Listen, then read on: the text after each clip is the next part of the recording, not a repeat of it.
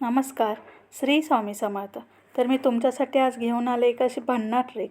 त्यामध्ये जो मोत्यासारखा फुगणारा आपला नायलॉन साबुदाणा आहे तो तेलात फ्राय न करता, तेलात न तळता कसा बनवायचा ते मी तुम्हाला आजच्या व्हिडिओमध्ये सांगणार आहे. तर व्हिडिओ तुम्ही शेवटपर्यंत पाहायचा आहे आणि ही ट्रिक फॉलो करून सांगा तुम्हाला जमलं आहे की नाही ते. तर सर्वप्रथम मी इथं कुकर घेतला आहे, त्यामध्ये तेल टाकलेलं आहे आणि त्यानंतर मिरची पावडर टाकलेली, चवीपुरतं मीठ टाकायचं आहे तुम्हाला. आणि कुकरचं जे झाकण आहे त्याची ती रबर असतो तो रबर काढून टाकायचं आहे आणि वरची कुकरची जी शिट्टी ती पण आपल्याला काढून टाकायची. तर याला सगळं परतून घ्यायचं आहे. तर मी इथे नायलॉन साबुदाणा टाकलेला आहे.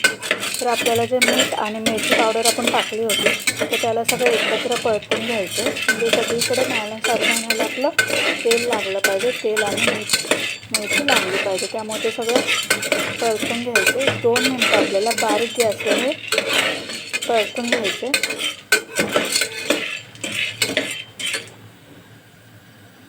तर 2 मिनटानंतर आपल्याला झाकण काढून घ्यायचं आहे आणि साबुदाण्याचं आपल्याला हलवून घ्यायचं आहे. बघू शकता तुम्ही कसा आवाज येतो त्याचा. तर जसा मोठं होईल तसं तो आवाज येत असतो त्याचा. तर हलवत राहायचे 5 मिनटं कमीत कमी तुम्हाला हलवून घ्यायचे. म्हणजे कसं की ते आजा कच्चा न राहता तो टम फुगतो. तर हलवत राहायचे आणि त्यानंतर मग आपलं साबुदाणा रेडी होतो. तर 5 मिनटं तुम्ही आता गॅस फुल करायचा आहे तुम्हाला. हाय गॅसवर हे पाठवायचं आहे ना 2 मिनटं झाल्यानंतर, म्हणजे कडक राहत नाही आतमधून, टम्मक होऊन निघतो. जसे आपण पॉपकॉर्न बनवतो सेम तशीच प्रोसेस आहे.